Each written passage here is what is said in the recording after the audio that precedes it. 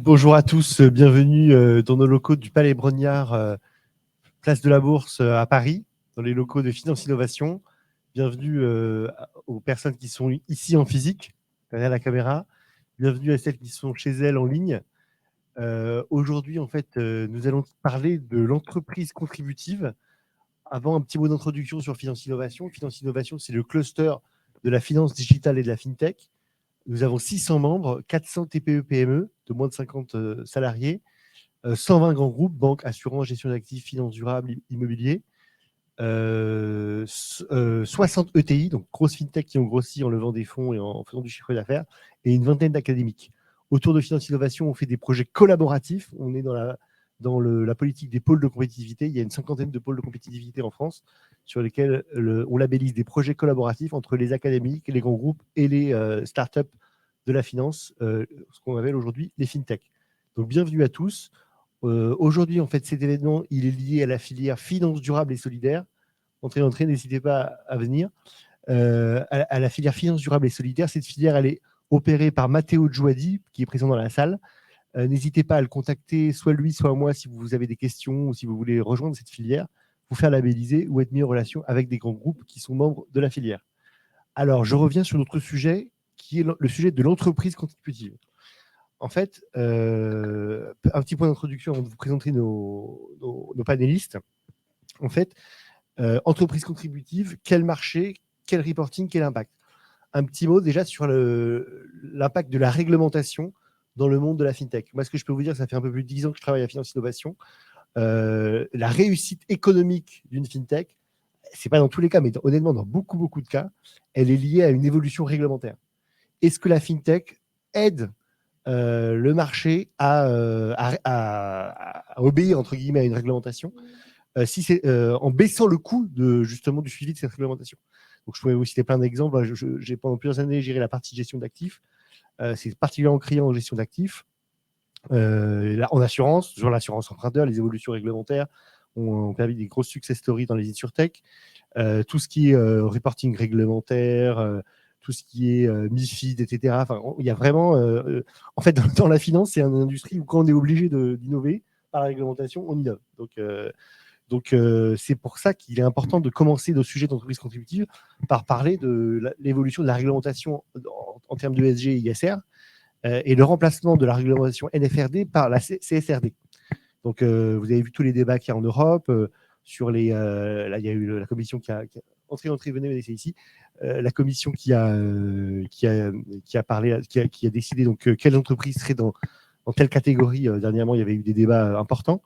Et avec la CSRD, avec aussi la réglementation au niveau mondial, ISSB, on voit que la réglementation devient de plus en plus forte et on va arriver donc à terme au fait que toutes les entreprises de plus de 500 salariés, peut-être même en dessous, heureusement qu'on a des spécialistes du sujet, vont devoir faire un reporting extra-financier. Et donc vous imaginez que ce reporting peut être compliqué pour des petites boîtes qui n'ont pas d'équipe, des DAF, etc., des directeurs, du directeur de long durable, etc., attitrés. Donc il va y avoir besoin d'innovation, de productivité, de digital pour répondre à ces besoins réglementaires.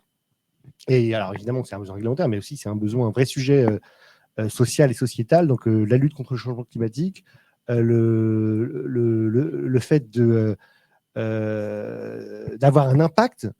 Et plus l'ISR se diffuse, plus la RSE se diffuse, plus elle devient obligatoire. Et donc, évidemment, plus le sujet de comment avoir de l'impact, comment avoir plus d'impact que ce que nous demande la réglementation minimale, devient de plus en plus important.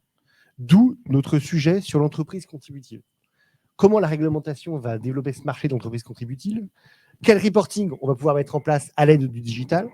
Pour quel impact? C'est très bien d'obéir à une réglementation, mais on le fait pas.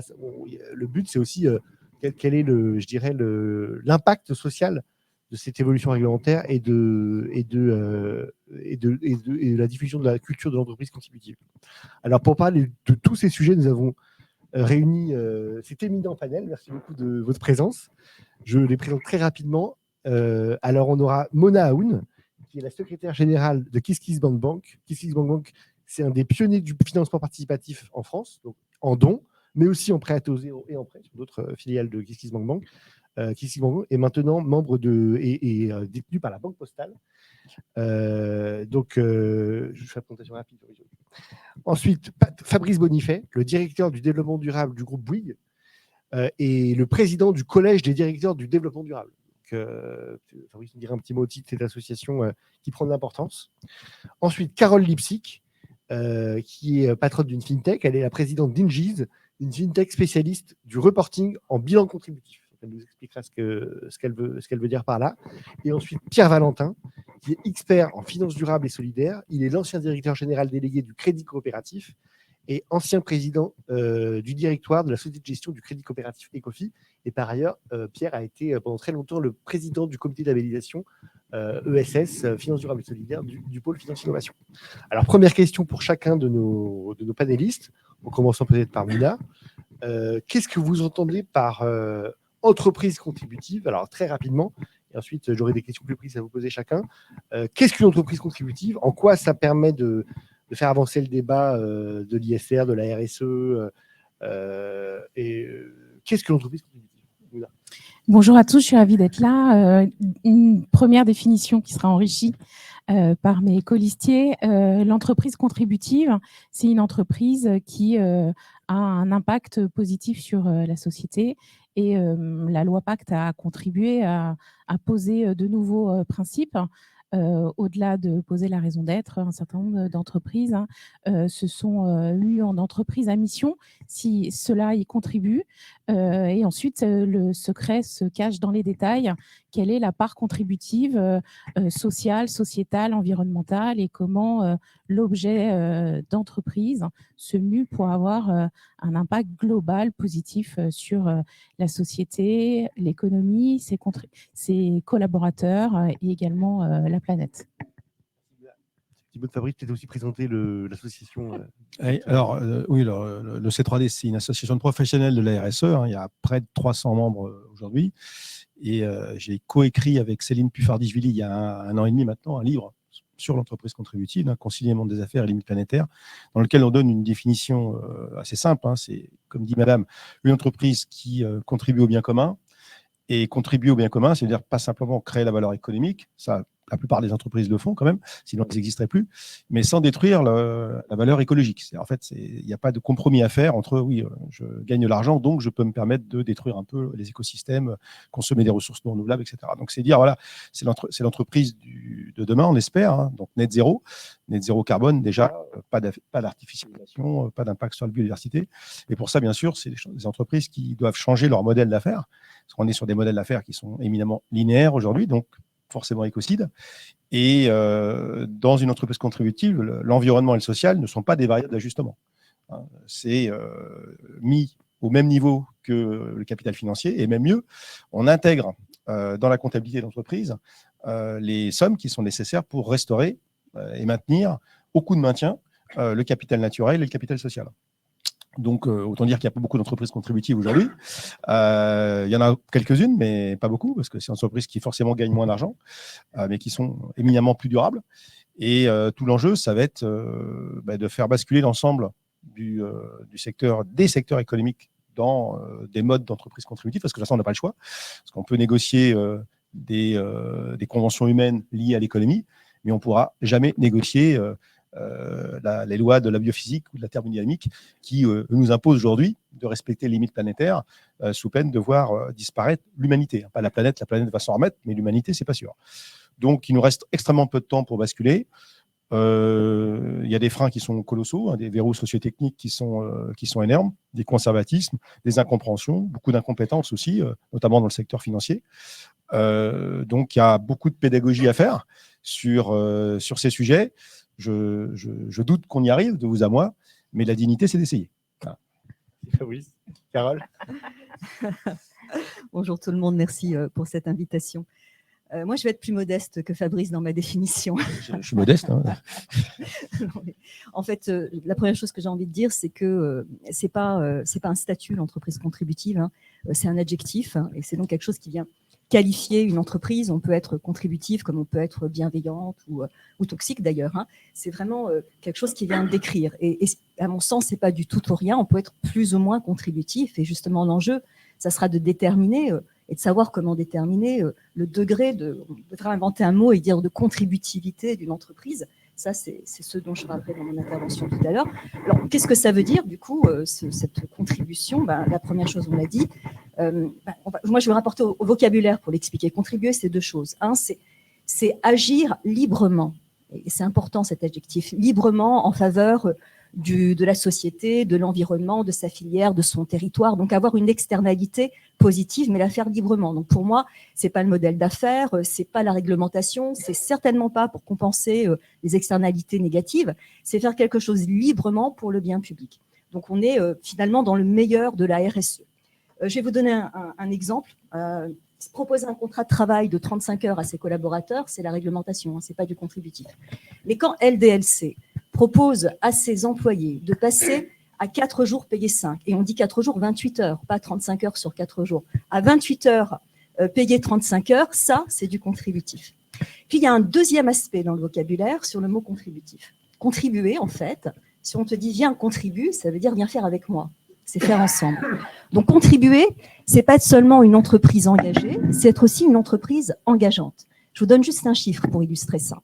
Aujourd'hui, 70% des collaborateurs voudraient être associés à la stratégie RSE. Il y en a combien qui le sont vraiment? 16%.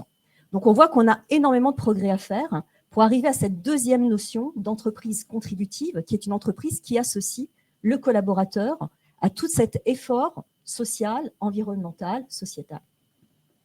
Pierre? Beaucoup de choses ont été dites. J'ajouterai 2 points. Je pense qu'effectivement, l'entreprise contributive, c'est une entreprise qui se donne des objectifs sociaux et environnementaux pour le bien commun, pour le bien de la planète et de la société. Mais une entreprise contributive, ça suppose des investisseurs, des actionnaires. Je pense qu'il y a donc besoin aussi d'une bonne compréhension entre les objectifs que la société se donne et puis l'actionnariat. Je dirais qu'une entreprise contributive, d'une certaine façon, a besoin d'actionnaires contributifs. On pourrait appeler ça plutôt des actionnaires à impact ou des fonds d'investissement à impact si ce sont des fonds d'investissement, mais c'est le premier point que je voulais signaler. Le deuxième, et là je rejoins complètement Carole, c'est la question de la gouvernance. C'est-à-dire qu'on peut décider d'en haut des objectifs très nobles et les mettre en œuvre. On peut aussi se dire qu'on n'est pas forcément si sûr de soi et que la définition de ces objectifs nécessite une large consultation des parties prenantes. Alors ça fait partie au premier chef de la politique RH, hein, c'est faire en sorte que tout le monde puisse devenir contributeur dans l'entreprise et que la contribution de l'entreprise soit quelquefois simplement le résumé de l'ensemble des contributions des personnes qui y travaillent. Mais l'association des parties prenantes, c'est aussi l'association des bénéficiaires lorsqu'il y a par exemple une action sociale. Et je pense que c'est extrêmement important d'avoir cette vision d'une gouvernance partagée qui est, à mon avis, la condition sine qua non de l'entreprise contributive. Merci beaucoup, Pierre. Alors, je vous propose en fait à chacun dans vos interventions d'être synthétique. Éventuellement, je vous poserai des questions pour préciser. On va commencer par Fabrice. Donc, ces sujets d'entreprise contributive, elles sont liées beaucoup, et par rapport à ce qu'a dit Pierre aussi, des actionnaires donc contributifs, des actionnaires à impact. Il faut du reporting, à la fois du reporting pour l'actionnaire, du reporting pour le directeur financier, pour les décideurs de l'entreprise. Donc, comment le reporting actuel et à venir est-il utilisé par l'entreprise contributive? Comment, Fabrice, par rapport à ce que vous avez dit tout à l'heure, comment intégrer dans le reporting le fait de vous avez dit une entreprise contributive, elle est moins rentable parce qu'elle investit dans le. Elle peut être en tout cas moins rentable parce qu'elle investit dans la sauvegarde de l'environnement. Elle est net zéro. Elle prend en compte. Donc comment elle peut être ou non rentable? Avec quel reporting? Non, mais la rentabilité, c'est pas négociable. De toute façon, il n'y a plus d'entreprise. Mais par contre, il y a une différence entre être profitable en prenant en compte la déplétion des ressources, la réparation des écosystèmes, leur préservation et la protection de ce qui permet de faire du business. Parce que je rappelle quand même que pour faire du business, il faut utiliser des matières premières et de l'énergie. Et ça, ce n'est pas sans impact négatif. Et donc, de considérer que l'environnement est une variable d'ajustement, je le répète, c'est plus tolérable, alors qu'on est à quelques mois de tipping point climatique juste catastrophique pour l'ensemble de l'humanité. Donc, il va falloir qu'on fasse son deuil de niveaux de rentabilité qu'on a connus par le passé et qui ont été possibles parce qu'on a compté ce que l'on gagnait avec le business, mais on ne comptait jamais ce que l'on devait au business, c'est-à-dire à l'origine du business, l'utilisation des matières premières. Et donc de la nature qui nous a apporté pendant des années des ressources que l'on ne payait pas, qu'on ne prenait pas en compte dans la comptabilité d'entreprise. Parce que les ressources sont gratuites. Les poissons dans les océans sont gratuits, les cailloux dans les carrières sont gratuits, le pétrole dans le sous-sol est gratuit, tout est gratuit. Et donc si on veut arrêter de se mentir à soi-même, et donc regarder véritablement la performance d'une entreprise, c'est pas simplement sa capacité à exploiter toujours mieux les ressources de la planète qui lui permet de faire du business, mais c'est de prendre en compte les dégâts collatéraux associés au business pour réparer, restaurer, protéger, pour continuer précisément de faire du business. Parce que si on continue avec le même niveau d'efficacité dans la déplétion des ressources, on va s'apercevoir qu'il n'y aura plus de business possible, tout simplement. Quand il n'y a plus d'eau, pour les agriculteurs, ça va être compliqué de faire du business. Quand il n'y aura plus de matières premières minérales, ça va être compliqué pour beaucoup de secteurs de continuer de faire du business. Donc on en est là aujourd'hui. On a tellement été efficace dans la déplétion, qu'on a tellement cru que tout était gratuit et infini, qu'on a perdu le sens des réalités physiques. Donc, ce que vous dites, Fabrice, c'est que d'un côté, que quand les matières premières sont gratuites, entre guillemets, elles ne sont pas gratuites, entre guillemets, elles sont gratuites aujourd'hui. Elles sont gratuites, on est dans une lucrativité maximale. Oui. Et si on tient compte de ça, donc on peut être rentable, mais on sera moins lucratif. Oui. Alors attendez, on sera moins lucratif pour la plupart des secteurs. Par contre, il est clair que selon votre nature d'activité, si vous avez une nature d'activité qui répond vraiment au bien commun, voilà, qui participe vraiment à répondre aux besoins essentiels des gens, et que vous le faites ça sans polluer, vous pouvez continuer. Mais est-ce que finalement, gagner toujours plus d'argent doit être maintenant l'alpha et l'oméga de la réussite professionnelle? Je ne crois pas, personnellement. Par contre, si vous êtes dans une entreprise qui fabrique des produits qui ne devraient plus exister, même en essayant de verdir des produits qui ne devraient plus exister, ça n'a pas de sens. Ça n'a pas de sens. Améliorer quelque chose qui ne devrait plus exister, ça n'a pas de sens. Donc, il va y avoir aussi de la part des pouvoirs publics une nécessité d'une régulation parce que oui, il y a des choses qui vont devoir continuer d'exister. On aura besoin de manger, donc l'agriculture, on aura encore besoin un petit bout de temps, de se loger, etc. Mais il y a tout un tas de produits, je ne vais pas vous en faire la liste, que s'ils n'existaient pas, on arriverait à s'en passer précisément. Et il faut savoir que toute activité humaine, toute activité commerciale consomme des matières premières, consomme de l'énergie. Et précisément, on doit arriver dans 27 ans, au net zéro. C'est-à-dire qu'en fait, tous les secteurs confondus, on doit faire moins 90% d'émissions de gaz à effet de serre en moins en 27 ans d'ici 2050. Bon, alors c'est pas avec quelques petites mesurettes de sobriété et en mettant une boîte à piles à la sortie de l'usine qu'on va arriver à faire ça.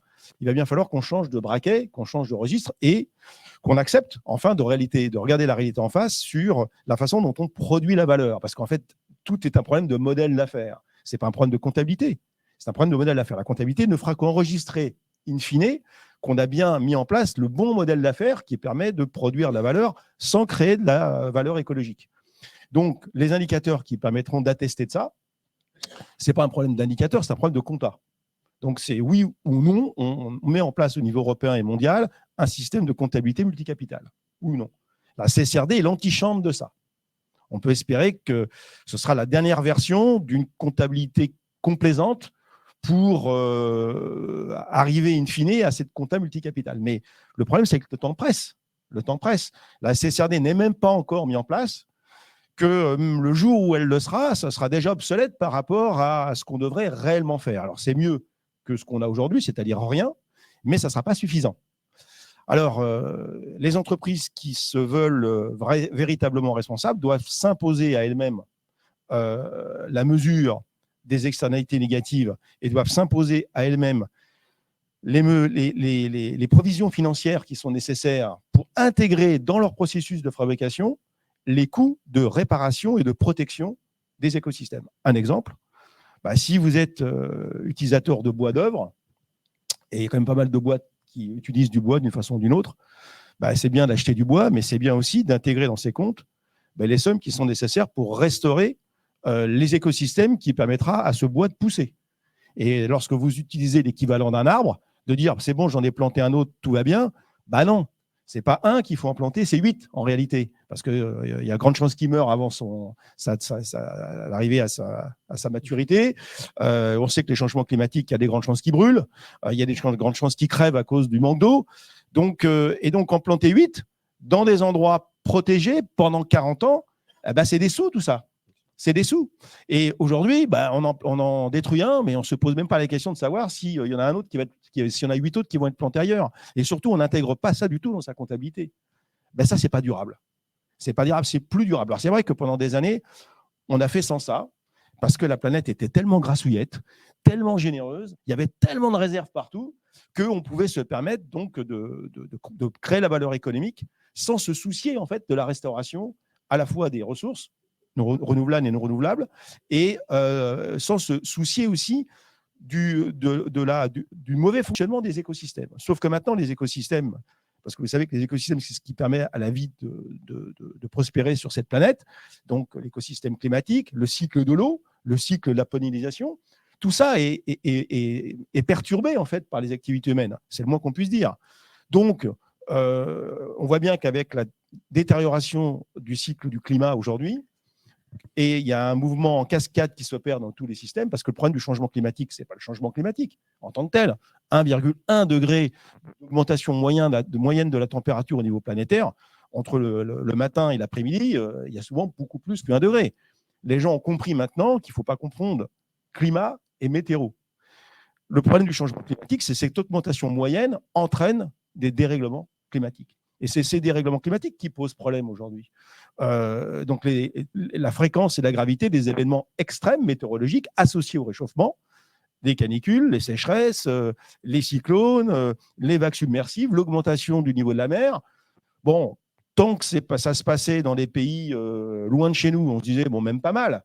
Maintenant, on voit bien que de toute façon, le problème du changement climatique, il est universel, il est partout. Chaque gramme de CO2 émis dans un pays impacte l'ensemble des pays.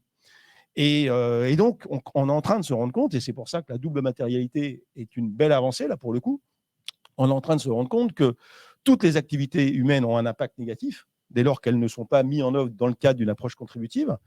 Et on va devoir, maintenant, accepter les établissements financiers, les actionnaires, on va devoir accepter et n'investir que des entreprises qui auront réellement des plans d'action pour intégrer dans leur modèle d'affaires les conditions de la préservation du vivant sur cette planète. Si ce n'est pas le cas, c'est des entreprises qui doivent être délaissées par les investisseurs, parce que de toute façon, ce sont des entreprises qui ne seront pas pérennes à l'horizon de quelques années seulement. Merci Fabrice.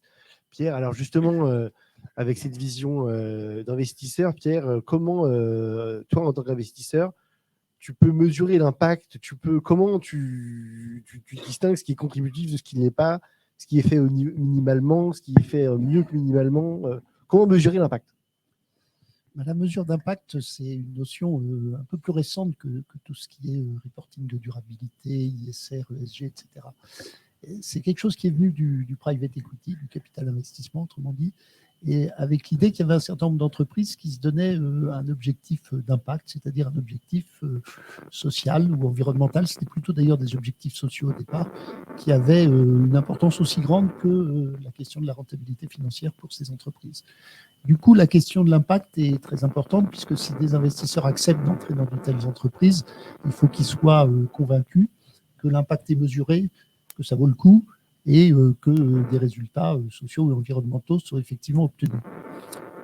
Donc la question de la mesure d'impact, elle est partie de là, et elle est partie de là avec donc un certain nombre de caractéristiques techniques qui ont poussé à s'intéresser, je dirais, à 1 ou 2 ou 3 objectifs, et à ne pas forcément balayer tout ce qui peut concerner le reporting de durabilité. On reviendra peut-être sur ce reporting de durabilité. Donc c'est quelque chose de très pointu, de très centré sur 1 ou 2 objectifs. On peut citer quelques exemples.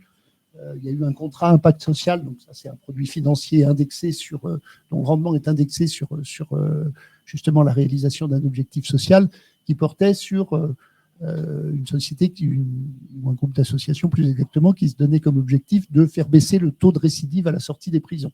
Donc, vous voyez, c'est hyper pointu. Ça peut être aussi l'impact de la lutte contre la précarité énergétique sur la réussite scolaire.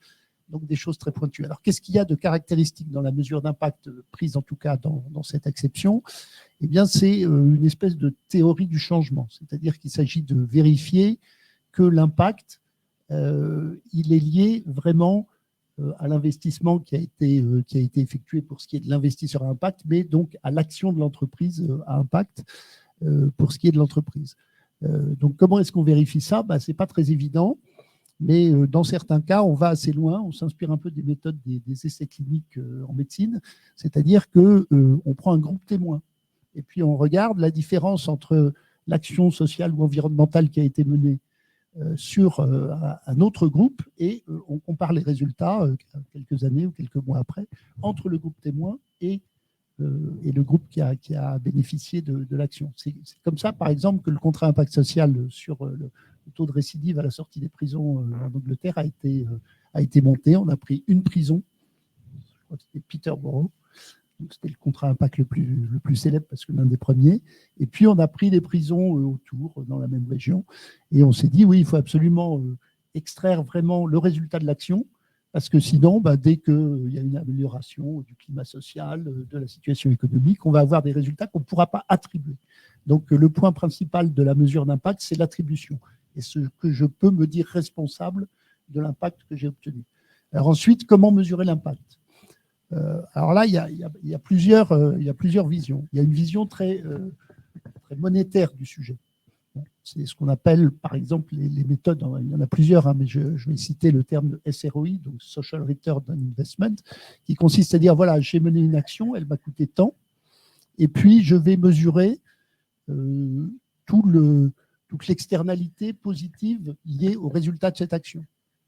On parlait de la récidive à l'instant, voilà, moins de dépenses de police, moins de dépenses de justice, moins d'un certain nombre de problèmes, et on peut décliner ça, et on va mesurer à chaque fois le coût, en général pour la puissance publique, de toutes ces dépenses évitées, et on va donc calculer le rendement social en rapportant le coût de l'action au coût évité pour la puissance publique. Donc ça, c'est la première série de méthodes, donc monétarisation de l'action. On peut penser aussi aux territoires zéro chômeur de longue durée, où on a, je crois que le coût d'un chômeur de longue durée est estimé à peu près 18 000 € par an. Et donc, on active en quelque sorte ces 18 000 € pour permettre l'éclosion d'entreprises qui vont donner un emploi, un CDI à tous les chômeurs de longue durée, potentiellement d'un secteur, parce que c'est une démarche très, très expérimentale et par secteur. Donc, première série de méthodes, la monétarisation. La deuxième, c'est de se concentrer sur un indicateur et de regarder comment il évolue dans le temps, sachant qu'on s'est donné un objectif. Donc ça, c'est par exemple dans l'insertion par l'activité économique, ce qu'on appelle le taux de sortie positif, c'est-à-dire après un parcours d'insertion, quelle proportion de la population soit retrouver un emploi dans le circuit classique, soit une formation qualifiante. Donc on parle de chiffres qui sont autour de 60-70% pour les meilleures structures d'insertion par l'activité économique. Et puis on peut avoir des cas un peu plus compliqués où on prend plusieurs indicateurs, où on les pondère, et donc on raisonne en base 100, on dit voilà, là, on regarde au bout de où il est, et donc on vérifie si on est bien à l'objectif. Il faut savoir que derrière tout ça, il y a toute une industrie de la mesure, et puis il y a aussi, dans les fonds d'investissement impact, il y a aussi le bonus des gérants, carried interest, pour montrer leur alignement. Moi, je suis toujours un peu réservé sur cette notion, mais pour montrer leur alignement, une partie du bonus lié aux plus-values financières lorsque la société est revendue est conditionnée à l'obtention d'un résultat suffisant en termes d'impact. Donc on voit que c'est quelque chose qui s'est beaucoup technicisé et qui globalement permet quand même d'avoir une vision très très précise de ce que c'est que l'externalité positive. Merci beaucoup, Pierre.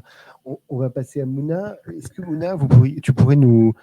tout à l'heure, Carole disait que 70% des collaborateurs veulent participer à la politique RSE de l'entreprise. Est-ce que tu pourrais nous donner un peu la vision collaborateur? Comment les collaborateurs pourraient donc favoriser l'impact de l'entreprise?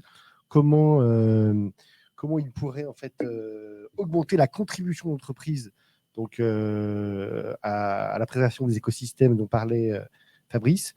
Donc, comment intégrer les collaborateurs dans toutes les discussions d'entreprise contributive? Donc, vaste sujet, mais clé, puisqu'en fait, le contributeur, lapsus révélateur, le collaborateur est le principal contributeur actif au sein de l'entreprise. Et d'ailleurs, avant de rentrer dans son action très concrète, il vote avec ses pieds au départ, hein, puisque de plus en plus, les entreprises se rendent compte que leur marque employeur, leur taux d'attractivité est lié au sens de l'entreprise, à sa mission, à sa réelle contribution, au-delà des indicateurs financiers ou extra-financiers. J'ai souvent tendance à dire que ce qui se dit à l'extérieur doit se vivre à l'intérieur. Et donc, l'expérience collaborateur est assez clé pour aligner le ramage et le plumage, pour reprendre La Fontaine. Et donc, du coup, le collaborateur est clé. Il a besoin de comprendre. Pour comprendre, il a besoin que la stratégie soit claire, que lui, dans son action de tous les jours, il ait le sentiment que l'entreprise se transforme et qu'il contribue à cette transformation. Donc, comment c'est possible?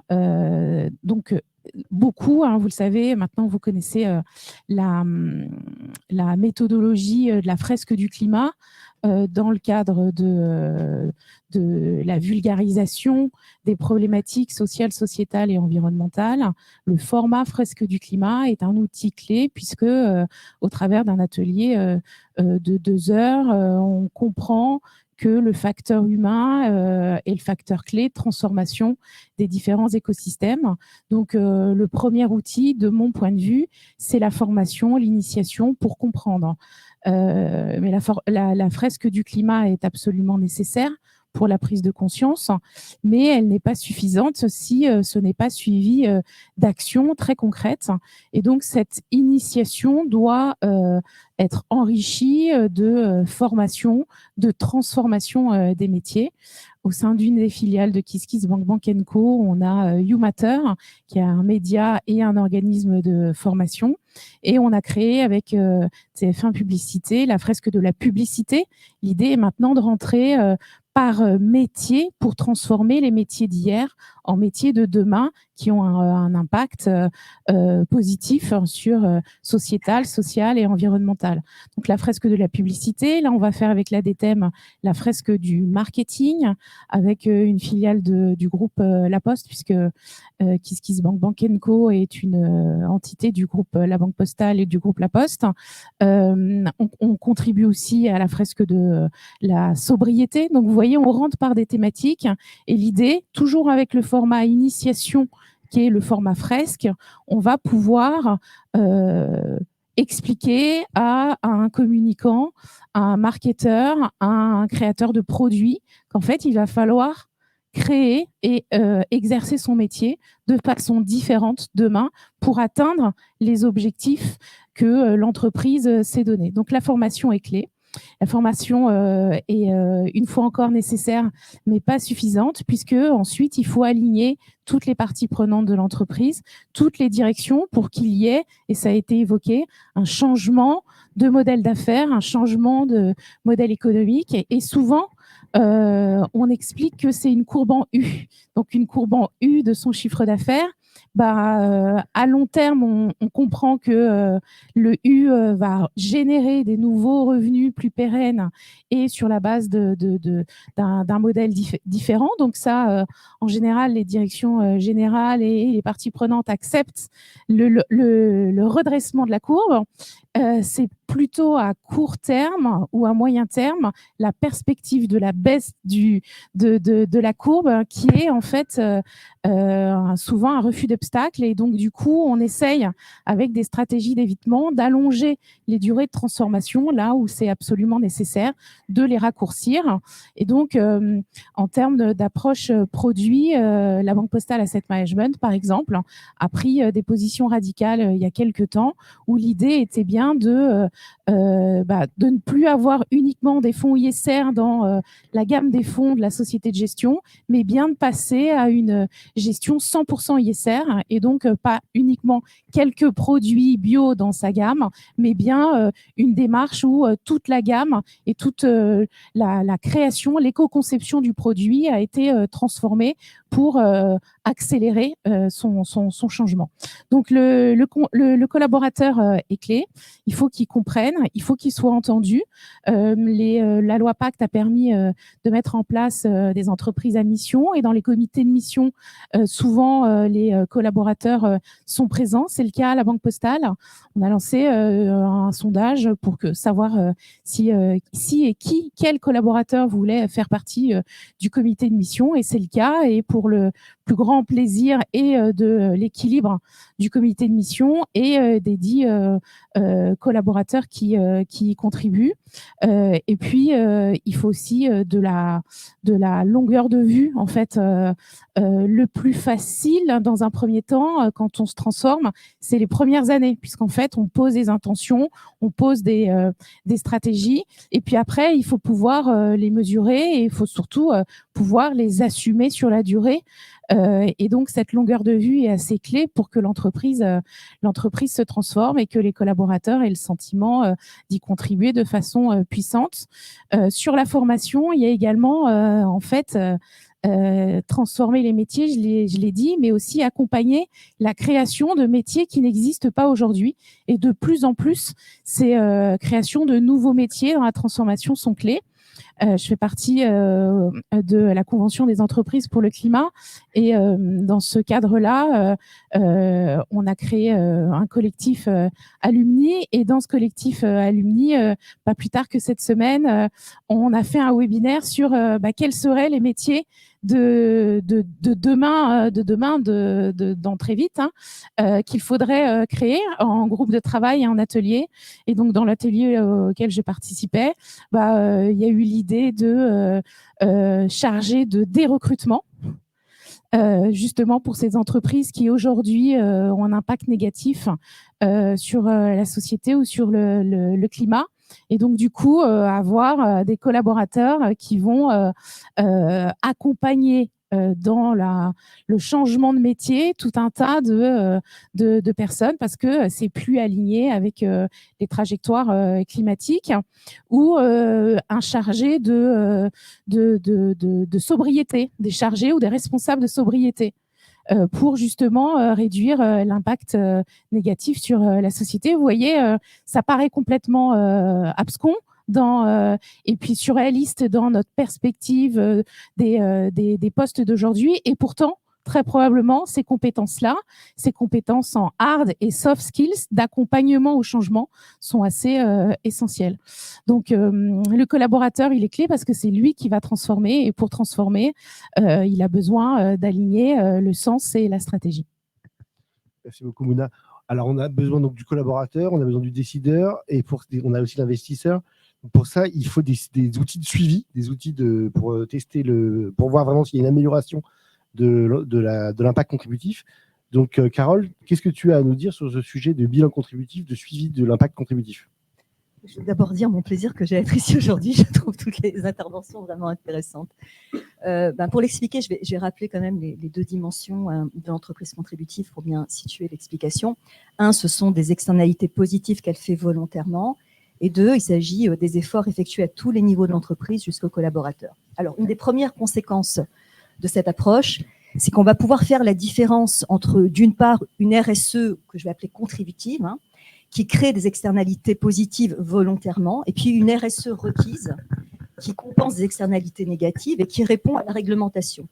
Donc, les deux ensemble, la RSE contributive et la RSE requise, elles vont former l'ensemble de la démarche RSE d'une entreprise. Et ce qui est intéressant, c'est qu'à partir du moment où on les distingue toutes les deux, on peut faire un ratio. Et le ratio entre la RSE contributive et la RSE requise, il permet de caractériser l'entreprise, mais aussi, ce qui est toujours important, c'est pour ça qu'on a des chiffres, de la comparer à d'autres, n'est-ce pas, Pierre ? La comparaison est importante. Donc, une entreprise qui va avoir 2% de RSE contributive, c'est pas la même chose qu'une entreprise qui va avoir 30 à 50% de RSE contributive. C'est pas le même type d'entreprise, c'est pas le même mode de management, c'est pas le même mode d'organisation, c'est pas la même ouverture du monde. On peut dire que génétiquement, c'est pas la même entreprise.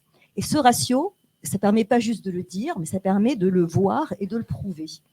Et puis, on peut aussi parier sans prendre trop de risques qu'une entreprise qui aura quasiment pas de RSE contributive, quand elle fera sa communication, on va très vite la taxer de greenwashing. Donc, plus on est contributif et plus le ratio de RSE contributive est prouvé, plus on va être crédible. Mais Carole, comment inciter justement une entreprise à passer de 2% d'impact contributif à 30%? Quels sont les mécanismes qui vont faire que l'entreprise qui fait, je sais pas, 3 fois plus, 10 fois plus d'impact contributif soit rémunérée par le marché, par les investisseurs, par parce que, entre guillemets, quel intérêt on a à être vertueux, quoi? Écoute, je crois qu'on vient de l'entendre. Alors, c'est vrai qu'on est peut-être dans une bulle complètement à l'extérieur du monde, mais pas totalement, parce que dehors, on a quand même pas mal de gens dans la rue qui sont en train de dire le travail, c'est plus que le travail, hein, qui sont en train de dire on a besoin de savoir pourquoi on travaille, on a besoin que ce ne soit pas que des mots. On entend aussi qu'avec la réglementation, il y a des obligations aujourd'hui au travers il y a des obligations européennes, mais tu l'as dit, qui viennent exiger de prouver son impact environnemental aussi. C'est pas que la CSRD, c'est la CSRD associée à d'autres réglementations sur qu'est-ce qu'on doit prouver pour pouvoir obtenir l'argent des financeurs.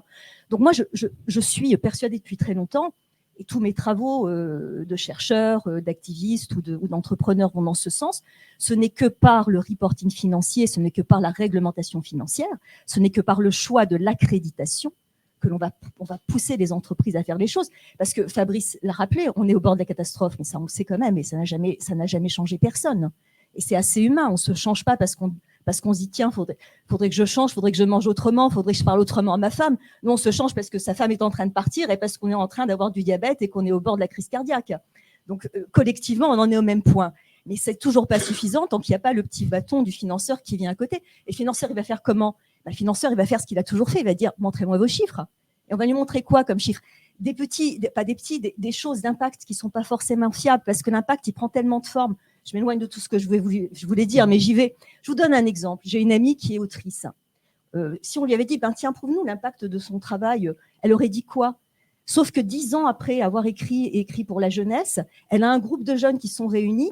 Il y en a un qui a créé une librairie avec de l'emploi. Il y a l'autre qui est devenu éditeur et qui publie. Il y en a d'autres qui sont devenus des auteurs. Cet impact, qui l'aurait mesuré? Comment est-ce qu'on l'aurait mesuré? Donc, il y a la mesure de l'impact qui prend tellement de forme et qui est finalement assez aléatoire, parce qu'il faut bien sortir des chiffres. Et puis, il y a ce que je fais, qui est la mesure de l'effort. Parce qu'en fait, que l'on parle de la RSE contributive ou de l'association du contributeur, il y a toujours des efforts qu'on peut mesurer, parce que tout ce qu'on dit, ça m'amène au deuxième point. Il y a la RSE contributive et la RSE requise. Je me permettrai juste de dire une chose, c'est qu'une entreprise à mission, on ne sait pas encore comment prouver qu'elle a mission. Eh bien, une entreprise à mission, elle a un ratio de RSE contributif qui atteint un certain seuil. Là, on n'est plus dans c'est superbe, on fait de très belles choses. On n'est pas dans 15 ans, il y aura de l'impact. On est dans tout de suite, là, vous pouvez voir, mon ratio de RSE contributive, il est à temps. Donc, je suis une entreprise à mission. Donc, on aura vraiment besoin de ça pour pouvoir le faire. La deuxième chose, c'est qu'il n'y a pas une action de RSE, pas une, qui ne se fait pas sans du temps humain de travail associé. Donc, quand on vient repérer ce temps de travail qui est dédié à la contribution, donc un temps de travail qu'on peut appeler temps de travail contributif, on est capable de comprendre ce qui se fait, mais concrètement. Alors, c'est quoi ce temps de travail contributif? Il peut prendre deux formes. Ça peut être le temps de travail associé aux propositions et au programme RSE de l'entreprise, toute cette transformation qu'on met en place. Mais c'est aussi toutes ces choses que l'on ne voit jamais, que l'on ne détecte pas, que le collaborateur fait au quotidien. Je vous donne des exemples. Les collaborateurs s'organisent entre eux pour aller faire du sport à la pause déjeuner. Ils créent un groupe WhatsApp pour faire le mois sans tabac. Je fais le tour des appareils électriques avant de partir. C'est rien, 3 minutes avant de partir, sauf que sur 200 jours de travail, 3 minutes avant de partir, ça fait 10 heures. Ce n'est pas 10 heures de travail supplémentaire. C'est 10 heures de travail d'aider à la contribution. On peut donc dire que dans le travail, il y a le travail qui est dédié aux tâches opérationnelles, et puis il y a le temps de travail contributif. Le problème, c'est que ce temps de travail contributif, pour l'instant, on ne le connaît pas. Il est quasiment masqué. Parfois même, il est redouté. Nous, quand on vient parler de ça dans les entreprises, on nous dit « Oh là là, mais comment est-ce qu'on va dire ça à notre gouvernance qui a du temps de travail contributif? Comment est-ce qu'on va le justifier puisque les syndicats ne vont pas demander des choses pour ça ?» Non, il est déjà là. Sauf qu'on va arrêter de faire semblant qu'il n'existe pas et on va arrêter de culpabiliser les gens parce qu'ils font autre chose que travailler sur leurs tâches opérationnelles. De toutes les façons, croire que c'est ça qui crée la performance de l'entreprise, c'est erroné. C'est confondre intensité et efficience. LCLD, dont j'ai parlé tout à l'heure, quand ils sont passés aux 4 jours de travail, ils s'attendaient à perdre de l'argent. Mais vous savez quoi? Ils en ont gagné. Parce que la performance durable, qu'elle soit au début ou à la fin de la courbe en U, elle passe par cette transformation et cette compréhension et le fait d'assumer qu'on a du temps de travail contributif. Et alors justement, temps de travail, ça se transforme assez facilement en mesure monétaire. Donc quand on repère d'un côté l'argent qu'on dépense dans la RSE contributive et de l'autre côté ce temps de travail contributif, on arrive à mesurer l'effort contributif de l'entreprise. C'est autre chose que son impact. C'est la réalité de l'entreprise. Et cet effort contributif de l'entreprise, c'est une donnée monétaire. Et on peut le comparer à l'effort RSE global. Et puis après, on peut faire des tas d'autres ratios. Et on va pouvoir même comparer ces ratios avec des données opérationnelles, comptables et financières que l'on a déjà. Or, je vous rappelle qu'une des attentes de la directive CSRD, c'est justement de pouvoir faire la jonction entre le rapport durabilité et les données financières.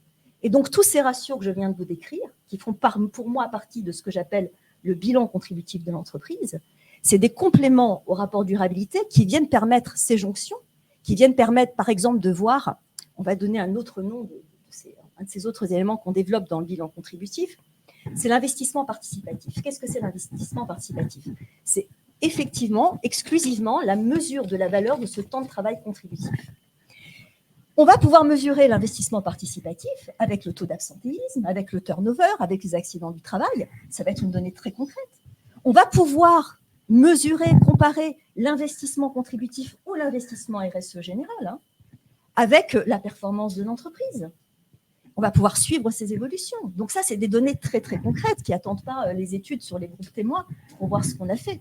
Donc le bilan contributif, ça devient vraiment, je pense, en attendant les doubles et traits de matérialité, même en complément, une donnée essentielle pour pouvoir caractériser une entreprise. Très fort pour la marque employeur. Quand on assume son temps contributif, on passe un message non seulement de mobilisation en interne, mais aussi par rapport à l'externe, en termes de recrutement.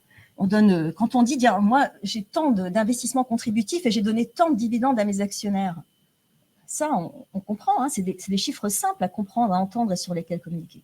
Alors la question, c'est comment on fait? Comment on fait pour avoir ces données-là?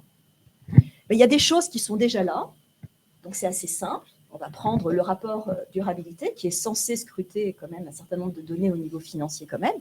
On se rend compte que ce n'est pas totalement vrai, il y a beaucoup de flou, en particulier autour du travail. Souvent, les gens, les directeurs RSE, je ne sais pas si vous c'est votre cas, Fabrice, mais me disent, mais moi, je ne sais pas quel est l'effectif, la charge de personnel qui affecte à tous les programmes RSE. C'est intéressant. Donc, on va prendre en tout cas les données qui sont censées exister, on va devoir les trier, dire ça c'est de la RSE contributive, ça c'en est pas. Et là, on a un marché intéressant aussi pour les consultants, les métiers du chiffre qui viennent compléter leurs travaux actuels. Pour ça, il faut effectivement des référentiels qui permettent de comprendre. Donc, on travaille là-dessus chez Engis. Puis, il faut aussi, évidemment, on s'en doute, il y a des données qui ne sont pas là, sur tout ce temps spontané de contribution de l'entreprise. Donc, il faut aussi des outils numériques. Et c'est pour ça qu'on est ici aujourd'hui dans un lieu dédié au FinTech. Donc, on a besoin d'une plateforme qui puisse détecter, mais agréger les données aussi, celles qu'on importe et celles que l'on détecte, et qui puisse les analyser pour sortir tous ces ratios. Donc, ça, c'est ce qu'on pourrait appeler une plateforme de valorisation de la RSE contributive et de la RSE. Et c'est ça ce qu'on développe avec Engis. On développe ce type de plateforme et on développe aussi le référentiel qui permet de construire la plateforme et de construire le bilan. Et tout ça, en fait, pour la petite histoire, parce que je crois que c'est important de le rappeler, tout ce que je vous dis là, c'est pas sorti de notre tête comme d'un chapeau. Ça fait suite à de nombreuses années de R&D et en particulier une grande enquête citoyenne, une opération citoyenne qu'on a orchestrée avec Engis, dont vous étiez partenaire, Pierre y a pris part, Mona aussi, qui était donc l'enquête contributive, qui a réuni 300 participants. On a auditionné une 60aine d'experts, on avait 3 groupes de travail, une 15aine d'ateliers, et on s'intéressait à l'activité contributive des particuliers notamment. L'activité contributive des particuliers, c'est toutes ces choses que l'on fait gratuitement dans notre vie personnelle, sur notre temps familial, sur Internet ou dans nos engagements. Et puis, à la fin de cette enquête, on a lancé la première étude pour mesurer cette activité contributive des Français et on s'est rendu compte qu'elle correspondait à 67,5 milliards d'heures. Je vous rappelle que le travail, c'est 41 milliards d'heures, donc 160% du temps de travail. Si on devait la payer, elle coûterait 1 557 milliards d'euros, soit environ 68% du PIB. C'est énorme. On ne sera pas dans ces degrés-là dans l'entreprise contributive.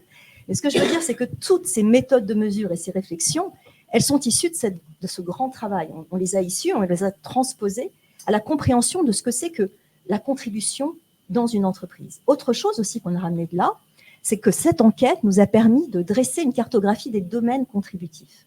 Ce n'est pas tous les domaines contributifs. Et on a rapproché ces domaines contributifs de ce qu'on appelle les matières en RSE, c'est-à-dire les questions qu'on se pose quand on fait de la RSE et qu'on a envie d'être une entreprise contributive, mais aussi autre chose qui est exigée et que vous connaissez dès lors que vous faites un petit peu d'ISR, qui sont les objectifs de développement durable. Et à partir de tout ça, on a pu constituer le référentiel du bilan contributif de notre plateforme. Et ça aussi, c'est intéressant parce que du coup, on va pouvoir dresser des cartographies qui permettent de caractériser une entreprise avec des chiffres associés. Est-ce que c'est plutôt une entreprise qui agit dans l'environnement, dans l'inclusion, dans le développement économique durable? Donc voilà, donc tout ça, c'est des données de reporting nouvelles qui permettent à des métiers de se déployer en interne comme à l'externe et qui donnent des outils de pilotage très fins et qui ont plusieurs bénéfices. Un, on mobilise, et puis c'est un outil de marque employeur très très fort. Deux, on crée l'envie de réussir ensemble autour de ça. Et puis trois, on a quelque chose de modélisant, puisqu'on peut diffuser les programmes RSE, on peut mobiliser. On a un outil extrêmement mobilisateur pour se transformer et aller vers de la performance durable. Parce qu'en fait, la performance aujourd'hui, c'est ce que vous avez tous rappelé, et vous, Fabrice en particulier, elle sera durable ou elle ne sera pas. Puis, plus que la performance, notre survie, elle sera durable ou elle ne sera pas en fonction de ça. Merci Carole, c'est très clair. En fait, ce qu'on retient de vos 4 interventions, c'est qu'il faut des nouveaux outils pour mesurer une performance durable. Alors évidemment, dans l'entreprise, on mesure la performance financière. Donc, le problème, c'est qu'il y a une forme de free riding dans la mesure où la performance financière, elle se base sur l'extraction gratuite des matières premières, etc. Une forme de free riding. Et donc, il faut intégrer donc, ces effets externes, à la fois matières naturelles, ressources RH, avec des nouveaux outils de comptabilité extra-financière qui vont permettre de valoriser et de mettre en avant cette performance durable et à long terme. Alors peut-être le temps que Eva, est-ce qu'on a des questions sur le chat? Parce que moi j'ai pas mal de questions, donc on va peut-être commencer par les questions du chat et les questions de la salle. Et puis s'il y a un peu de temps, on laissera. Je poserai mes questions pour terminer. Donc vas-y Eva, si tu peux nous poser les questions du chat.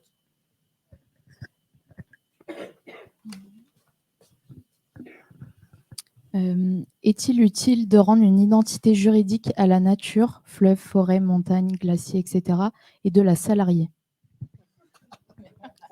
Oui, mais c'est en cours.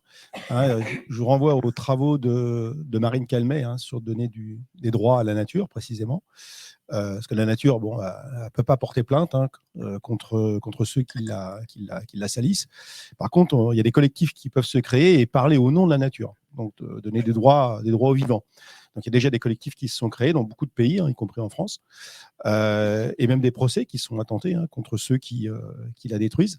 Et donc, je pense que ça, c'est un nouveau levier juridique pour contraindre ceux qui font n'importe quoi dans le cadre de leur modèle économique, de venir réparer les dégâts. Donc oui, je pense que le droit est un levier important pour inciter les entreprises écocides et prédatrices à enfin changer leur modèle d'affaires.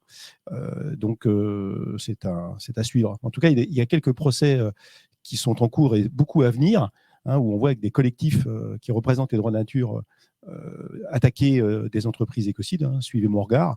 Et on verra ce que ça donne. Mais je pense qu'on est à l'aube d'une judiciarisation des activités humaines, parce que ces activités ne prennent pas suffisamment en compte les enjeux de long terme et que, vu l'état de la planète, ça va devenir compliqué, quoi. Donc, on est au début de tout ça, mais ça va s'exacerber. Oui, je voulais citer une caractéristique des entreprises coopératives qui me paraît intéressante et qui pourrait peut-être servir de base à répondre à cette question. Dans les entreprises coopératives, on peut distribuer qu'une partie assez limitée du bénéfice et le reste est mis en réserve. Mis en réserve pour toujours, si bien que lorsqu'on dissout une entreprise coopérative, ces réserves qu'on appelle impartageables vont à une autre coopérative, d'ailleurs à une œuvre d'intérêt général. Qu'est-ce que ça veut dire? Ça veut dire qu'une partie de ces bénéfices est gelée, sanctuarisée et ne peut pas être distribuée sous forme de dividendes. Alors, est-ce qu'on ne pourrait pas imaginer que dans certaines entreprises qui ne sont pas des coopératives et qui ne vont pas aller jusqu'à ce dispositif que je viens de citer, on mette de côté, hein, donc ce ne serait pas un passif exigible, ce ne serait pas une dette, mais ce serait simplement une partie des fonds propres qui serait mise de côté à hauteur des dépenses de réparation de la nature, etc. Et l'idée serait, voilà, on ne peut pas verser de dividendes sur cette partie-là. Certes, en cas de liquidation, ça reste la propriété des actionnaires, parce qu'on ne va pas aller jusqu'à transformer toutes les sociétés en coopératives, mais au moins, on ne distribue pas de dividendes sur ce qui est dû en termes de réparation pour l'homme et la planète. Moi, je voudrais un petit peu élargir cette question, parce que c'est une chose qu'on entend. On entend beaucoup parler des externalités négatives pour la nature, on entend parler des services écosystémiques qui sont pas payés. Mais quand je vous parlais tout à l'heure de l'activité contributive des particuliers, c'est mon autre casquette avec tout ce qui est contributif. C'est pas... On parle d'un autre type de service écosystémique qui n'est pas naturel, mais qui est social. Parce que ces 1557 milliards qu'en France on fait, qui valent 70% du PIB, eh ben, en fait, c'est eux qui permettent au PIB de se faire.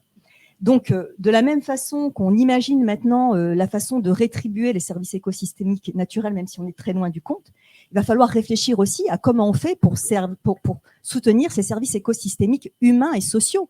Parce qu'en plus, les dégâts, les externalités négatives, elles existent aussi pour la société. Et on parle beaucoup de ChatGPT, mais il y a des transformations dans le monde du travail. On a de moins en moins de certains types de travaux. On va avoir besoin aussi, dans tous ces moments de transition avec les dégâts sociaux que ça va occasionner, et puis il va bien falloir changer. Donc oui, alors comment on va faire pour pouvoir aussi aider ces dégâts sociaux qui font partie de toute la transformation? Il va falloir aussi aller rémunérer tout ça. Et je pense justement que le bilan contributif, c'est quelque chose qui permettra, au travers de tous ces actes qu'on fera pour aller payer les services écosystémiques, compenser, qu'ils soient naturels ou humains, de créer des nouveaux types d'outils financiers, donc des nouveaux marchés, où on va venir redistribuer de l'argent et avoir des plateformes de redistribution, des certificats de redistribution qui permettront au bilan contributif de monter et qui viendront irriguer et la nature et le corps social de tout cet argent dont il a besoin pour le rémunérer de son service écosystémique, de ce coût social qui n'est pas pris en compte. Mais pour moi, c'est vraiment important de rappeler que le coût social, ce n'est pas que la nature, c'est les hommes aussi. On passe de return on equity en return on impact social et environnemental. Ok, on a une autre question. Y a-t-il un impact psychologique positif sur les collaborateurs qui appartiennent à des entreprises RSE++? L'engagement de l'entreprise devrait-il rejaillir sur le taux de motivation des salariés? Oui, il y a des études qui montrent que les entreprises qui sont engagées et engageantes ont un taux d'engagement et de performance dans l'entreprise supérieur. Donc, c'est tout le sens de l'alignement entre le positionnement de l'entreprise et la part des collaborateurs à cette contribution et à ce sens de l'entreprise. Après, il y a un effet aussi qu'il faut pouvoir mesurer, c'est que notamment dans le secteur de l'économie sociale et solidaire, par le fait que les collaborateurs vont au-delà de leur engagement et ils ont un surinvestissement contributif, les RH et la direction générale doivent mesurer que ce taux d'engagement ne soit pas trop supérieur parce qu'il faut préserver sur la durée les collaborateurs. Des études qui montrent que notamment dans la période Covid, tout le secteur de l'ESS ou toutes les entreprises les plus engagées ont pu avoir un taux de burn-out plus élevé parce que la volonté de transformer, de s'investir, de dépasser les heures. Hein, et donc, du coup, oui, les entreprises sont plus efficaces, performantes, parce qu'il y a un alignement profond entre le positionnement de l'entreprise et la contribution très forte de ses collaborateurs. Mais il faut savoir aussi ne pas surexploiter cet engagement pour pouvoir préserver le corps social. c'est vrai ce que vient de dire la dame, là, je suis complètement d'accord. Il peut y avoir des surengagements. Dès lors qu'on a un pourquoi qui nous fait vivre, on peut supporter tous les comment, et tous les comment, ça peut être au détriment de la santé des gens, avec un surinvestissement. Enfin bon, il ne faut pas s'affoler, hein. Il n'y en a pas tant que ça, des entreprises où il y a ce type de collaborateurs. Il y a quand même beaucoup plus d'entreprises où il y a beaucoup maintenant de dissonance cognitive, hein, où les collaborateurs savent bien qu'ils travaillent pour une entreprise qui ne fait pas du bien à la planète, hein, et qui contribue non pas au bien commun, mais à la maximisation d'un profit pour une seule partie prenante, hein, qui sont souvent les actionnaires, comme Milton Friedman l'avait annoncé il y a quelques dizaines d'années. Et ça crée ce qu'on appelle du désengagement. Quiet quitting. Voilà, absolument, ou du burn-out. Hein, il faut lire le bouquin de Graham, de Bullshit Job, là, qui explique un peu ça. Il y en a beaucoup dans les entreprises, dans les grandes entreprises, dans certaines fonctions, mais aussi dans les fonctions opérationnelles, dès lors que le produit vendu n'est clairement pas en adéquation avec les enjeux de long terme. Et il y en a quand même beaucoup. Et ça, ce désengagement, mais là aussi, ça coûte de l'argent, hein. Ça se mesure en attitude. Il n'y a plus de zèle, hein, de la part des collaborateurs qui sont en situation de désengagement. Et une autre façon de le dire, c'est comment on va arriver demain à valoriser ce qu'on appelle, nous en RSE, le capital immatériel. En fait, il s'agit de ça, hein. C'est le capital immatériel de l'entreprise. C'est plus difficile à monétariser, mais pourquoi on veut tout monétariser aussi? Ça devient compliqué, parce que c'est vrai que transformer tout en euros, ça permet de monitorer. Mais il y a des choses qu'on ne pourra jamais monétariser. La perte de la biodiversité, ça ne se monétise pas. Donc il y a des choses qu'il faut sanctuariser, qu'il faut accepter de protéger sans avoir de retour en euros. Je vous donne un exemple, hein. Vous rasez une forêt, vous vendez le bois, vous vous enrichissez en vendant le bois, vous créez des emplois, vous payez des impôts, mais il n'y a plus de forêt. Et les écosystèmes que vous avez détruits, bah, comment vous arrivez à rendre ça monétaire? C'est impossible. Donc, il va y avoir aussi une pédagogie dans la contribution, enfin, pas la contribution, mais la compréhension de la performance. Il y a une partie de la performance qui doit s'appuyer sur des enjeux qui sont des enjeux non monétisables. Et ça, il faut l'accepter. Il faut l'accepter, sinon on n'y arrivera jamais. Et cette économie informelle dont parlait madame, là, qui est très précieuse, parce qu'en fait, si elle n'existe pas, il n'y a pas tout le reste.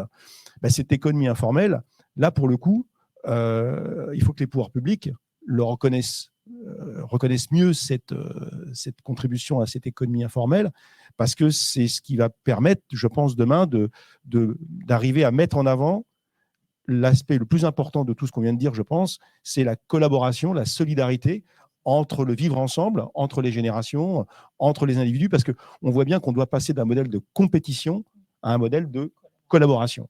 Et ce modèle de collaboration s'appuiera sur ce que, comme disait madame, sur l'économie informelle. C'est le 17e ODD. Voilà, à ce sujet, je voudrais signaler que le 30 avril 2021, nous avons proclamé la première déclaration des droits du contributeur, et que dans l'initiative contributive, une des choses que nous portons, c'est de réunir tous les types de contributeurs pour défendre un statut du contributeur. Et ça sera une chose très importante et quelque chose qu'on... Donc je vous invite, si vous le souhaitez, à signer la déclaration des droits du contributeur sur le site contributif.org. On va passer aux questions de la salle. N'hésitez pas si vous avez des questions. Bonjour, merci beaucoup. Anthony Frameau. Alors, est-ce qu'un des droits du contributeur ne serait pas aussi qu'on puisse reconnaître ses compétences, les compétences qu'il utilise, par exemple, pour collaborer, pour faciliter la solidarité, pour aussi peut-être faciliter des alliances entre acteurs de métiers différents, ce qui est nécessaire pour la transition? Est-ce que justement toutes ces compétences, il y en a une myriade qui correspondent à des temps de travail aussi, est-ce que ça ne vaudrait pas le coup de les prendre en compte? Alors, je vais tout de suite répondre, hein, si tu m'y autorises. Je voudrais d'abord citer le rapport du Conseil économique, social et environnemental sur le bénévolat et l'engagement, qui est sorti l'année dernière en 2022. Et il disait qu'il y avait 3 demandes de la part des bénévoles et des personnes engagées. La première, c'était la reconnaissance de leurs compétences. La deuxième, c'était la récompense symbolique avec des petits badges et des médailles. Et puis la troisième, c'était la médiatisation. C'est-à-dire qu'on parle d'eux, qu'ils aient des lieux où ils puissent être publiciser ce qu'ils faisaient. Et pour en tout cas, la plateforme que nous développons, nous associons à chaque déclaration d'action contributive une déclaration de compétences et nous associons à la cartographie contributive d'une entreprise et des personnes la cartographie des compétences déployées. Parce qu'il faut absolument répondre, et ça répond à ce que tu disais, comment est-ce qu'on fait pour que ça prenne ? Dans une entreprise, si on veut que les collaborateurs viennent faire cette déclaration, parce que c'est une déclaration en plus qui peut être faite au cours de l'eau ou qui peut être faite de façon annuelle comme la fraise du climat, mais avec une espèce de fête de la contribution, un contributon, il faut leur donner ça. Il faut leur donner la reconnaissance de leurs compétences, une récompense, et puis aussi un média où ils puissent dire, raconter, être mis en valeur. Et vous êtes peut-être dans les fintechs, vous avez peut-être une solution qui fait de la reconnaissance de compétences, si vous posez la question. Alors, effectivement, on travaille sur un système inspiré des arbres de connaissances. Vous avez peut-être déjà entendu parler, parce que c'est un vieux concept. C'était Pierre Lévy, Michel Autier, Michel Serres. Et nous, on a pris le relais, effectivement, pour rendre visibles les compétences portées par un écosystème d'acteurs et reconnaître la position de chacun, le profil singulier de talent de chaque contributeur. Un talent étant une compétence doublée d'une envie d'agir et d'interagir. Moi, je voudrais compléter. Au sein de l'entreprise, c'est tout à fait possible. Et c'est vraiment une quick win assez facile à mettre en place. Vous savez qu'en début d'année, on fixe des objectifs à chaque collaborateur et ça fixe sa part variable, l'atteinte de sa part variable ou l'évolution de sa rémunération. Donc, il y a des objectifs individuels et collectifs. Et tant dans les objectifs individuels que collectifs, il est tout à fait possible de mettre un objectif en lien avec la problématique RSE ou l'entreprise à mission. Chaque collaborateur peut y contribuer et chaque manager peut définir dans son équipe et au plus près du collaborateur un objectif en lien avec la transformation de l'entreprise pour atteindre ses objectifs d'entreprise à mission. Ça, c'est pour la partie salariée. Et il y a aussi la partie individuelle en lien avec l'étude contributive. Je voudrais rappeler dans la fameuse loi travail tant décriée, Myriam El Khomri avait créé la possibilité d'avoir un compte d'engagement citoyen. Et du coup, il est possible de déclarer son taux, sa contribution en tant qu'engagement citoyen, notamment dans les associations, et donc du coup le monétiser en heures et avoir en heures de formation, et du coup avoir des heures de formation rémunérées ou plutôt monétisées et qui permet de se former gratuitement en fonction du taux et du nombre d'heures qu'on a déclaré sur ce compte d'engagement citoyen. Donc, vous voyez, il y a beaucoup de choses qui existent et qu'on n'utilise pas forcément. Et je voulais citer cette loi travail qui a été tant décriée. Et pourtant, dedans, il existe un petit joyau. D'autres questions ? N'hésitez pas.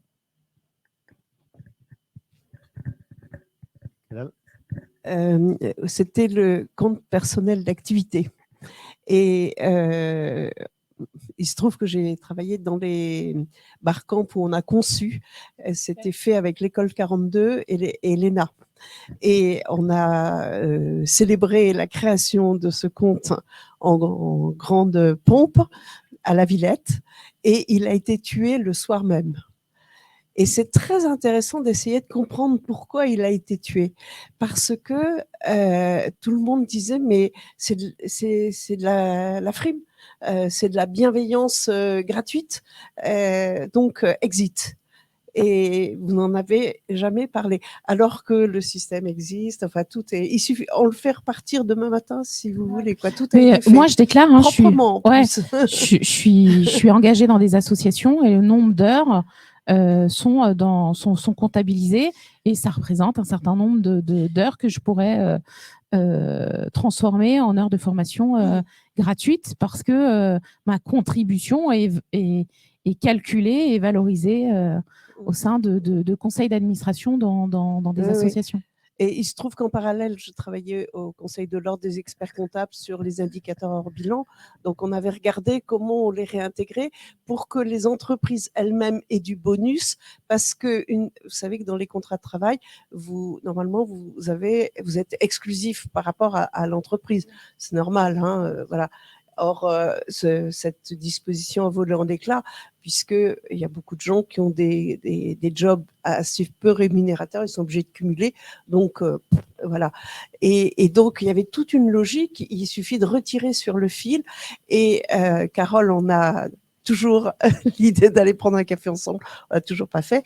Eh bien, il va bien falloir qu'on le fasse, parce que c'est dans ce coin-là que les choses sont possibles. Parce que pour tout le reste, je trouve que c'est excessivement difficile. La géopolitique est en train de se redéfinir, en particulier la remise en cause profonde du pétrodollar, hein, qui change le contexte économique vraiment très très en profondeur. Et je pense qu'on va revenir en termes d'environnement sur des réalités des prix. Tout à l'heure, on a pris l'exemple, c'est vous, je crois, vous avez pris l'exemple de la forêt. Hein. Donc, non, et oui, c'est Bouygues, bien sûr. Donc, j'utilise un arbre pour reconstruire Notre-Dame, il faut que j'aille en planter 8. Voilà. Il se trouve que dans ma famille, il y a une branche qui est exploitant forestier. Il y a une branche, donc, hein, c'est bien choisi comme mot. Voilà. Et il connaît son métier. Lui, il replante 8 arbres et il calcule le prix de son bois par rapport aux 8 autres. Donc, je pense qu'il faudrait plutôt essayer déjà, on pourrait faire des choses assez simples qui consistent à faire remonter la réalité des prix.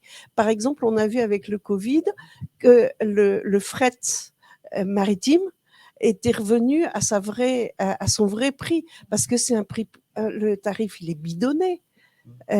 Donc lutter contre, et je pense que ce tsunami qui est en train d'arriver, hein, l'effondrement du pétrodollar, parce que personne, enfin c'est mon point de vue, mais dans cette maison on a peut-être d'autres opinions, mais même si c'est ou une descente du cocotier, en tous les cas du pétrodollar, va peut-être permettre cette réalité des prix.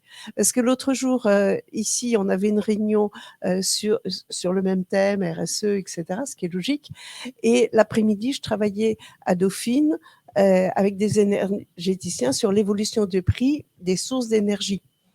Et on voyait qu'il y avait une aberration, parce que la discussion RSE qu'on a eue s'est terminée tranquille en disant, de toute façon, au 1er janvier 2024, la taxe carbone rentre en activité.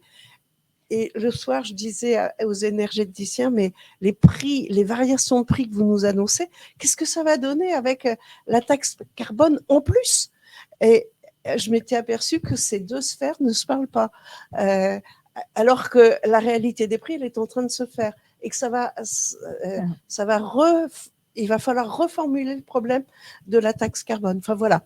Donc je voulais savoir si vous-même vous êtes sensible à ces sujets-là. Allez, Voilà, la taxe carbone aux frontières, elle va mettre longtemps à se mettre en place. Ça ne concerne pas toutes les matières premières. Et c'est pour éviter un espèce de dumping environnemental qui s'est mis en place en Europe, avec la désindustrialisation de l'Europe, qui a fait produire les produits qu'elle consomme ailleurs parce que la main-d'œuvre était moins chère. Et pour rétablir les choses et faire en sorte qu'on arrive à produire un peu plus propre, et donc réintégrer les données environnementales dans le coût, ça veut dire qu'il va falloir qu'on accepte de payer plus cher des produits qu'on payait moins cher, parce que précisément on avait délocalisé. Mais payer plus cher, les riches pourront le faire, mais comment vont faire les autres ? Et quand on sait que la pauvreté progresse partout en Europe, si on veut des produits de qualité, et donc payer le vrai coût à la nature, et donc intégrer dans le prix de fabrication la réparation des écosystèmes et la préservation des ressources, eh bien, il faut changer le modèle d'affaires de l'entreprise. En fait, il ne faut plus que l'entreprise vende ses produits, la plupart du temps, mais il les loue.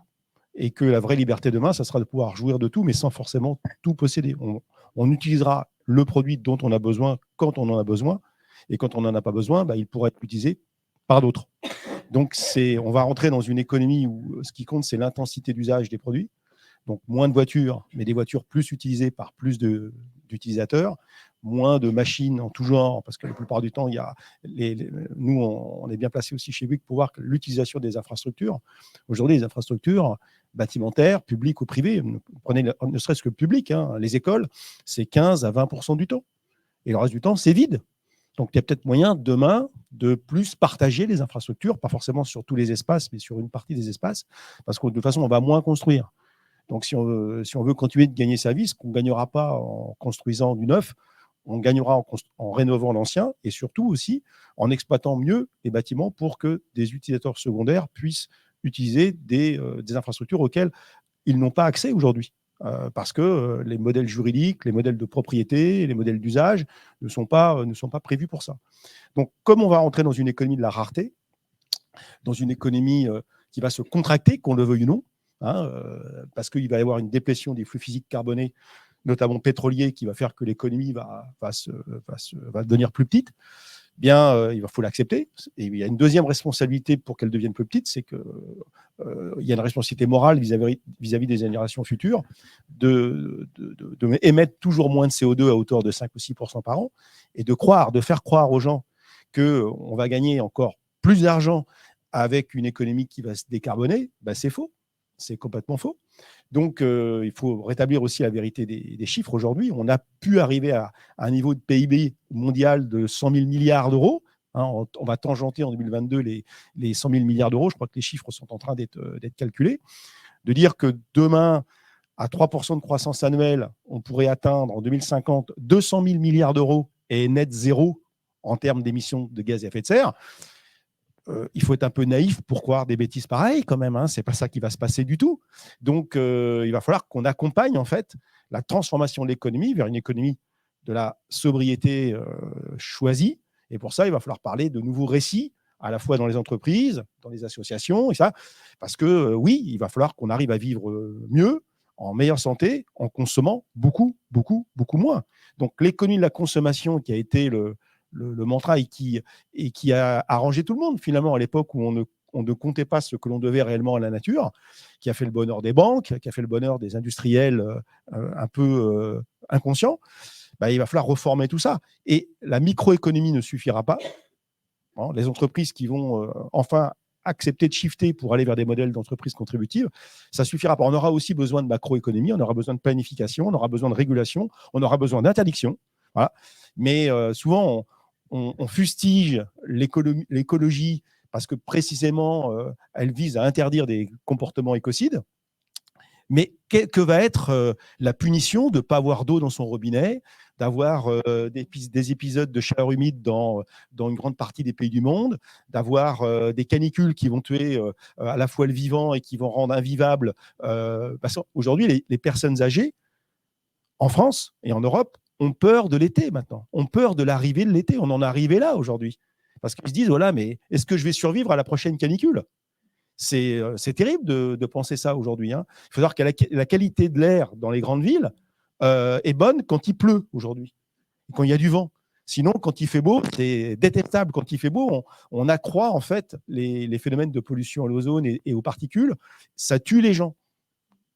Donc, donc ça, c'est pas ça la vraie punition en réalité. Donc, il va falloir faire aussi de la pédagogie pour dire, oui, il y a des choses, il y a des comportements individuels et des comportements d'entreprise qui ne sont plus acceptables aujourd'hui. Donc, les comportements individuels, vous les connaissez, c'est nos modes de consommation, de produits carnés, de voyage en avion, etc. Donc, ça, il va falloir considérablement réduire. Et puis, au niveau des entreprises, il s'agit que les entreprises définissent des raisons d'être qui contribuent, en fait, qui consistent à fabriquer des produits dont l'humanité a vraiment besoin. Et donc, lorsqu'une entreprise fabrique un produit, elle doit se dire, mais est-ce que les clients en ont vraiment besoin ? Et s'ils en ont besoin, il n'y a pas de problème. Mais s'il s'agit d'activités qui sont des activités récréatives au sens acheter pour acheter, notamment dans l'industrie textile ou autre, eh bien ça, consumériste, où on donne des prétextes à tout pour changer de véhicule, changer de vêtements, etc., avec des phénomènes de mode, tout ça, il faut maintenant accepter de comprendre que ça consomme des ressources, ça consomme de l'énergie, ça contribue à émettre des émissions de gaz à effet de serre en France ou ailleurs, parce que de toute façon, le gramme de CO2 qui repart à l'atmosphère, il a le même effet à Jakarta, à Paris et à Los Angeles. Ça ne change rien. Ce n'est pas parce que ce n'est pas produit en Europe que ce n'est pas délétère pour la planète. Donc, ce modèle de société basé sur la frugalité et la sobriété choisi, il va falloir l'expliquer aux gens. Et donc, ce dont on a besoin, je pense, aujourd'hui, c'est d'un choc de la pédagogie. Il va falloir expliquer. Et ce qui s'était passé d'ailleurs pour la Convention citoyenne pour le climat était très très bien parce que les gens qui avaient été tirés au sort, il y avait des climato-sceptiques comme il y a en France, à peu près un tiers de la population, parce que mal informés. Et après avoir eu la chance d'écouter des experts apolitiques d'ailleurs, leur expliquer les phénomènes physiques, parce que là on n'est pas sur des phénomènes politiques, on est sur des phénomènes physiques. Je répète, on ne peut pas négocier avec la physique. Ils ont fait preuve de bon sens pour la plupart. Ils ont fini par proposer des mesures que même les écolos les plus radicaux n'auraient jamais osé proposer, parce qu'en fait c'était basé sur la science. Donc on a besoin aujourd'hui de remettre une économie au service du vivant, basée sur la science et sur les limites planétaires. Alors, ce n'est pas que les citoyens qu'il va falloir éduquer. Il n'y a pas que les citoyens, ça c'est sûr. Parce qu'à mon sens… Enfin, les citoyens, ils votent. Les citoyens votent, oui, mais aucun projet n'existe sans argent. Donc, en réalité, la chose qui est nécessaire, c'est d'avoir un monde de la finance, et qu'elle soit publique ou privée, parce que dans l'innovation, moi, je vois ça… Finance au service du vivant. Pas seulement au service du vivant, au service du bien public. Parce que quand on réfléchit en termes de ce que l'on développe, ça fait 20 ans que je fais partie des pionniers de cet univers numérique et médiatique que nous créons. Et la question que depuis 20 ans je pose, c'est que finance-t-on? Qu'est-on en train de créer? Comment pense-t-on? Quels sont les indicateurs que les financiers publics et privés utilisent pour développer cet univers que nous avons construit dans tous les domaines? Or, tant que l'on a uniquement des indicateurs qui sont basés sur l'attractivité, c'est-à-dire le plaisir qui est flatté dans la consommation, dans l'ego, dans la facilité. Et donc, on se dit, plus ça sera facile, plus ça sera attractif, plus ça viendra donner du plaisir et de l'addiction, plus ça aura du succès, donc je finance parce que je sais que je ferai de l'argent. Ça s'oppose à une logique où on dit quel est le bien que je construis, quel est l'indicateur que j'ai à ma disposition, et c'est là que je vais donner de l'argent. Parce que quand les puissances publiques, dans l'innovation, parce que tout ce dont on parle maintenant, c'est aussi de l'innovation, quand les puissances publiques dans l'innovation ou dans l'aide aux entreprises disent montrez-moi que vous allez faire du profit, que vous avez des investisseurs privés, que toute la logique est uniquement celle de ce mythe de l'attractivité de la vente et du chiffre d'affaires, d'une attractivité par le plaisir, par la facilité, jamais par l'effort, jamais par la transformation.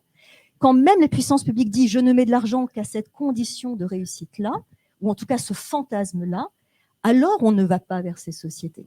Et pour pouvoir rentrer dans cette machine automatique du développement de la technique et du développement des entreprises qui portent ces techniques et qui portent l'offre sur le marché vers les gens, il faut que ce qui fait ce rouage automatique de financement, de développement, change. Et pour ça, on a besoin d'une chose et d'une chose seulement, et c'est de ça que l'on parle aujourd'hui, c'est des outils de reporting. Donc on peut dire c'est affreux le reporting, on met tout en chiffres, ça suffit, il y a des choses qui transcendent le chiffre, il faut absolument qu'on vienne à la compréhension de la valeur et la pédagogie, vous avez raison, sauf que si on n'a pas ces chiffres-là, dans le monde tel qu'il est, il ne se passera rien.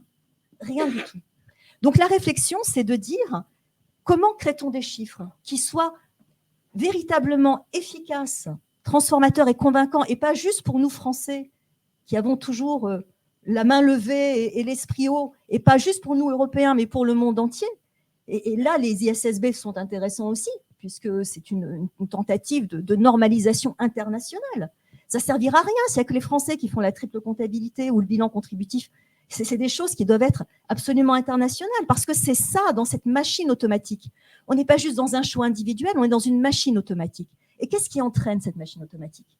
Pour aujourd'hui, c'est les chiffres et les choix des financeurs. Parce que cette machine automatique, c'est une machine à faire de l'argent et à faire de la technique. Donc, on a besoin des chiffres là. C'est pour ça que je crois que les métiers du chiffre aujourd'hui, quand ils s'engagent, ils sont en train de changer le monde. Et c'est pour ça que je crois qu'il n'y a pas d'engagement ni d'activisme qui puisse se passer de cette transformation des chiffres. Est-ce que parmi nos panélistes, encore un mot, n'hésitez pas à une conclusion très rapide. Un petit mot de conclusion, en fait, c'est très intéressant le débat suite aux interventions. En fait, je trouve, en vous écoutant, c'est un problème de concurrence, en fait. C'est un problème de concurrence, en fait, déjà entre les consommateurs. Un problème de concurrence entre, donc là, on a parlé de la mode. En gros, voilà, qu'est-ce qui fait que j'achète de nouveaux vêtements, etc., etc. De concurrence aussi au niveau de la mondialisation. En réalité, qu'est-ce qui fait qu'on va aller acheter des produits chinois sur Wish? Ils sont moins chers et on les importe à coût quasiment zéro avant le Covid par conteneur. Donc, en gros, ça, ces sujets-là, donc c'est ce que tu as dit, Carole, normalisation mondiale, c'est hyper important parce que si les entreprises européennes, et c'est hyper intéressant, là, toutes les réflexions qu'on a, elles sont les seules dans le monde à faire ça. Et surtout, si les frontières sont ouvertes, il y aura toujours chez Action les produits Wish. Je cite les marques. Mais c'est important de dire que tout ça, en réalité, c'est en fonction de la compétition mondiale et aussi la compétition entre consommateurs. Sur les voyages en avion, le fait que les aéroports dans les pays de l'Est soient quasi gratuits pour attirer les touristes, voilà, ça fait de la consommation de billets d'avion. Donc, c'est aussi la compétition entre consommateurs pour dire où est-ce que tu as passé le week-end, etc., etc. Ce que je veux dire, c'est que ça, c'est quand même dans la culture occidentale, la compétition entre producteurs et entre consommateurs, elle est très forte. Et ce que tu dis, Fabrice, c'est est-ce qu'on va pouvoir changer cette culture-là? C'est clé parce que c'est quand même un gros sujet. Vous avez raison. Rendre universel des règles qui s'appliquent à tous pour recréer une équité en fait entre les pays, entre les entreprises, ça c'est une utopie aujourd'hui. On sait que c'est bien ça qu'il faudrait arriver à faire, mais hélas, même les SSB qui n'ont pas compris ce que c'était que la double matérialité, le temps qu'on mette en place une compta multicapital au niveau mondial, je crains que compte tenu du temps qui nous reste, si on écoute quand même les scientifiques du GIEC, et je pense que c'est eux qui ont raison, on ne va pas y arriver. Donc, moi, je suis plutôt sur une proposition de dire on peut créer une espèce de holà de la vertu en partant de groupes d'entreprises qui ont envie de changer les choses et qui vont, par mimétisme, contaminer leur secteur d'activité. Donc, c'est Margaret Mead qui disait qu'on ne change le monde à l'origine qu'avec des gens ultra motivés minoritaires et qui finissent par contaminer positivement l'ensemble de la planète. Je pense que c'est la seule solution qui nous reste, hélas, parce qu'il n'y aura pas de gouvernance mondiale qui permettra donc de changer les choses d'une façon universelle. J'y crois pas. Enfin, j'y crois pas dans le temps qui nous reste. Et donc la façon de faire émerger ces initiatives ici ou là dans l'économie sociale et solidaire, l'économie collaborative, contributive, régénérative, parce que peu importe la sémantique, ça passera aussi par un choc de la pédagogie. Et moi, je l'ai compris très tard dans mon métier. Je me suis aperçu finalement que les discours anxiogènes, ça marche pas. Les écologistes l'utilisent, ces discours, depuis René Dumont, et on voit le résultat. Ça n'a rien changé. Ça n'a pas changé le modèle néolibéral capitaliste qui est le nôtre aujourd'hui et qui est quand même beaucoup mieux que beaucoup d'autres modèles, il faut quand même reconnaître, mais il a quand même contribué négativement à bousiller les écosystèmes dont on dépend pour notre propre survie.